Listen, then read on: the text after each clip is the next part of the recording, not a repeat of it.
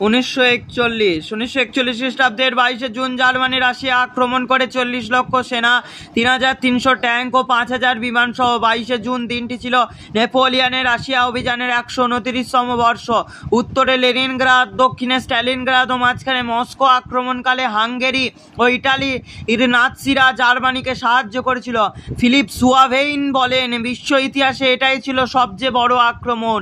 1941 খ্রিস্টাব্দের 30 জুলাই রুশ অনাক্রমণ চুক্তি বাতিল করে রাশিয়া পোল্যান্ডের সঙ্গে ও ইংল্যান্ডের সঙ্গে মিলিত হয়।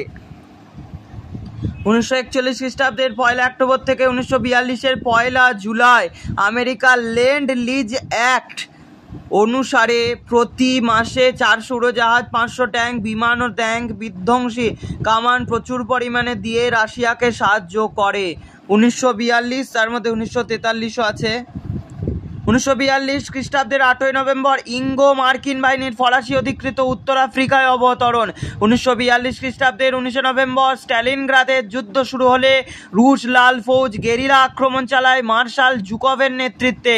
মোট 3,38,000 জার্মান সেনার মধ্যে মাত্র 80,000 জার্মান সেনাই যুদ্ধে জীবিত ছিল। 1943 খ্রিস্টাব্দের জানুয়ারি জার্মান সেনাপতি ভন পাউলাস রাশিয়ার কাছে আত্মসমর্পণ করেন। এরপর জার্মানির শেষের শুরু হয়, বিগিনিং অফ দি এন্ড। স্ট্যালিনগ্রাদের যুদ্ধে রাশিয়ার বাহিনীর বীরত্বের কথা আজও শ্রদ্ধার সঙ্গে স্মরণ করা হয়।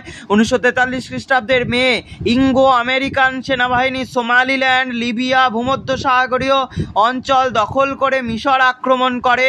তারপর ইটালি অধিকৃত ইরিট্রিয়া, আবিসিনিয়া, পূর্ব আফ্রিকার বহু অঞ্চল দখল করে। হিটলারের সেনাপতি রোমেল ব্রিটিশ সেনাপতি মন্টেগোমারির কাছে পরাজিত হন।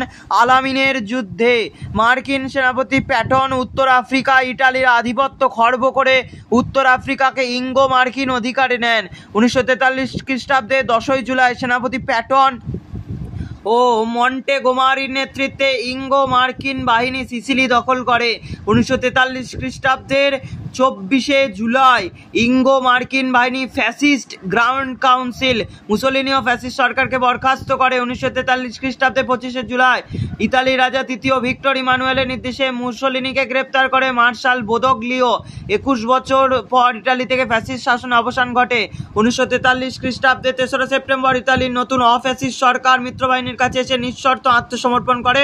1943 11 সেপ্টেম্বর হিটলারের কমান্ডো বাহিনী কারারুদ্ধ মুসোলিনিকে মুক্ত করে উত্তর ইটালিতে ফ্যাসিস্ট শাসন পুনঃপ্রতিষ্ঠা করে।